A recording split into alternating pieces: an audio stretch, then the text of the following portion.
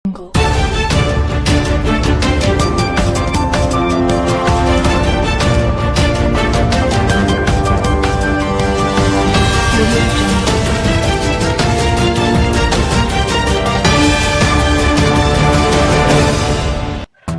सरकार द्वारा छात्र छात्री शिक्षा डिजिटल प्रवेश करने और तांको तथ्य प्रजुक्ति शिक्षा आगे आने विभिन्न लैपटॉप योजना चलाई जाउछि।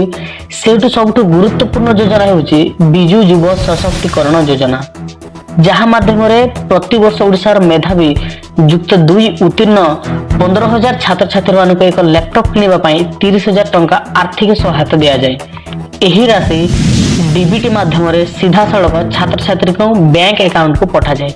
एही योजना अंतर्गत मेरिट तालिका अनुसार छात्र छात्री मान को चयन करा जाए, जोठारे एसटी एससी ओबीसी वर्गों पई विशेष आरक्षण रही। यह व्यतीत दृष्टिहीन एवं 40% रु अधिक असमर्थ छात्र छात्री मान एक विशेष योजना रही और तार नाम हो निःशुल्क लैपटॉप योजना, जहाँ अंतर्गत तांकु सॉफ्टवेयर सहित लैपटॉप योजना दिया जिवो, जहाँ तांको पई अध्ययन कार्य एक अत्यंत उपयुक्त साधना अटे।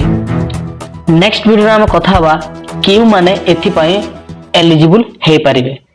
सेति पई आज पई एतिक रहिला। धन्यवाद।